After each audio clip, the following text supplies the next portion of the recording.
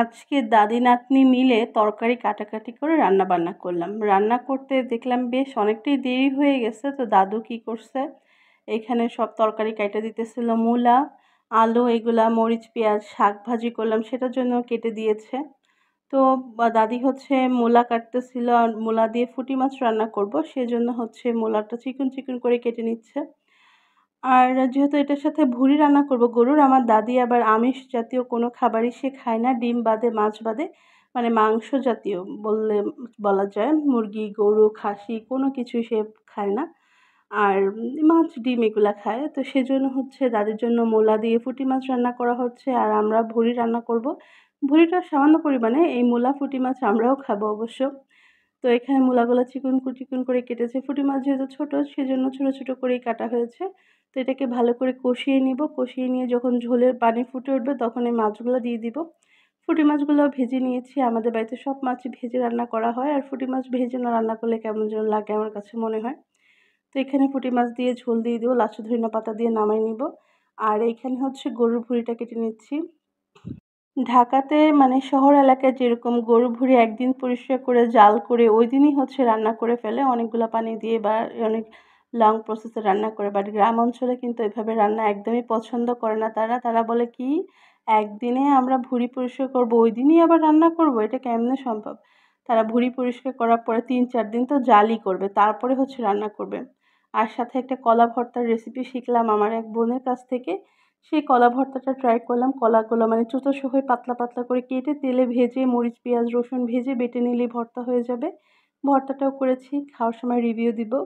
আর এদিকে ভুঁড়ির জন্য মশলাটা কষানো হচ্ছে। ভুঁড়িগুলো তো আগে ৩-৪ দিন পর্যন্ত জাল করা হয়েছে, এখন জাস্ট ছোট ছোট পিস করে রান্না করতেছি। আর এখানে মশলাটা দেওয়া হয়েছে, যেহেতু অল্প পরিমাণে ভুঁড়ি, মশলার পরিমাণটাও খুবই কম, অতটা বেশি না।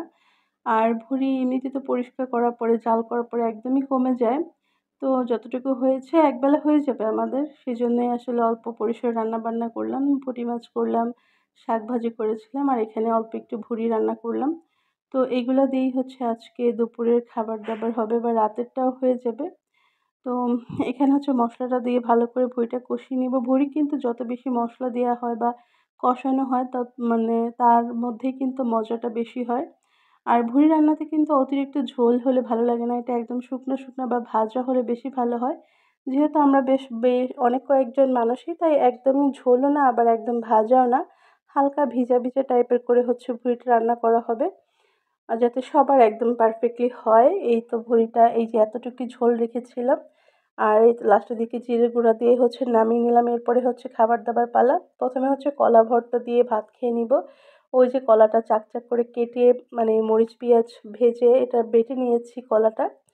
চোচা সহই মানে ভেজেছিলাম। তো কলা ভর্তাটা খেয়ে বেশ ভালোই লেগেছে। নরমালি যে আমরা কলা সিদ্ধ করে ভর্তা করি, তার থেকে এরকম কলা চোচা সহ ভেজে নিয়ে ভর্তা বানাইলে খুবই ভালো লাগে। আমরা কিন্তু আবার আমাদের এলাকায় কলার চোচাটা আলাদা করে সিদ্ধ করে অনেক সময় ভর্তা করে। তো ওইটার তুলনায় এটা মানে খারাপ না, বেশ ভালোই হয়েছে। তারপরে নিয়ে নিলাম এই তো একটু মূলার তরকারি, মূলা দিয়ে পুঁটি মাছের তরকারি।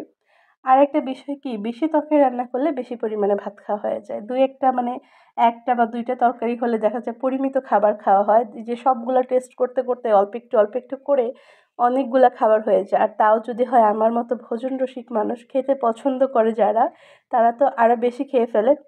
এই তো আমি এক এক করে অনেকগুলো খাবার খেয়ে ফেলেছি। সবগুলো খাবার দিয়েই হচ্ছে ট্রাই করলাম ভাত। আজকের মতো ভিডিওটা এই পর্যন্তই রাখছি। আর খাবো না বাবা। পরে আরেকটা ভিডিওতে খাওয়া-দাওয়া দেখাবো আপনাদের। আর আপনারা সবাই ভালো থাকবেন, সুস্থ থাকবেন। আর যারা আজকে নতুন আমার পেজ ভিজিট করলেন, অবশ্যই কিন্তু পেজে একটা ফলো দিয়ে দিবেন। আবার কথা হবে নেক্সট ভিডিওতে। আল্লাহ হাফেজ, টাটা।